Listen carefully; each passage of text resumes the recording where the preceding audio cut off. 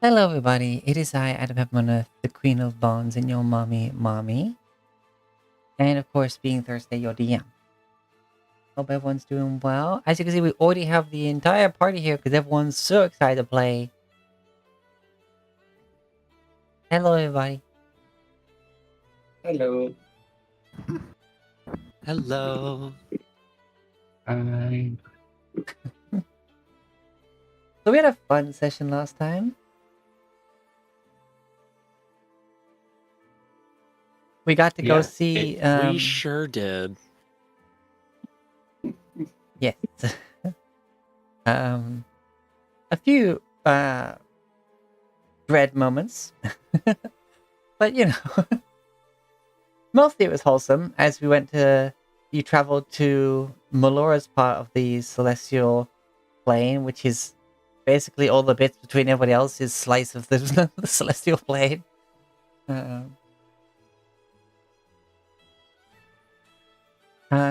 And we went to go and speak to the wonderful like receptionist core Galadia. Or secretary core, I'm not sure we ever call it. She's teacher almost, like this studious and wholesome and good.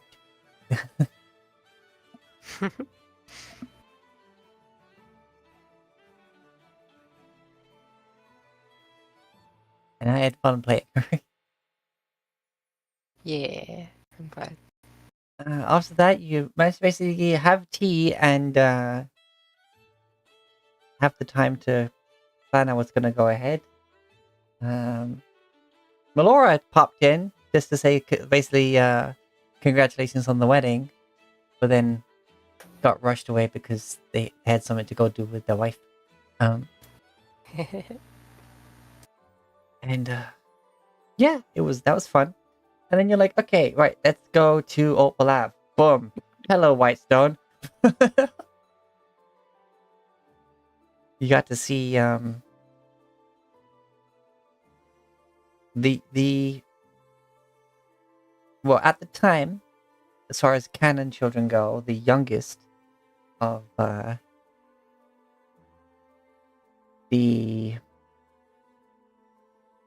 Derolos, that was it. Like, my brain was going through the whole of Percy's name, being like, what is the... I forget which part of this name is the one that the children have. Yes, Derolos. The end. Yes, the end.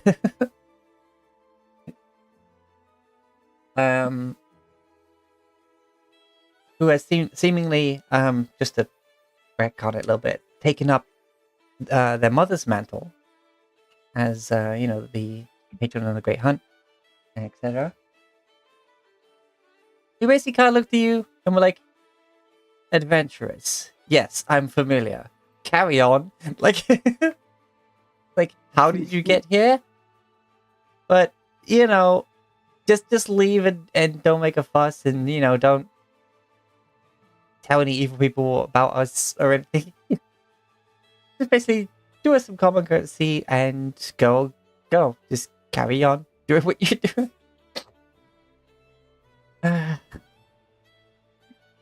And then your next hop, skip, jump, trip, fall down the stairs, down the well, down another set of stairs, before finally off the cliff, you landed in Thanatos, part of the Abyss. For a very brief moment, causing a little glowy spot on Orcus's otherwise perfectly dreary horizon. And then poof, you were gone again in 6 seconds. And finally landed in Alt Walav. It took like what? Half a journey.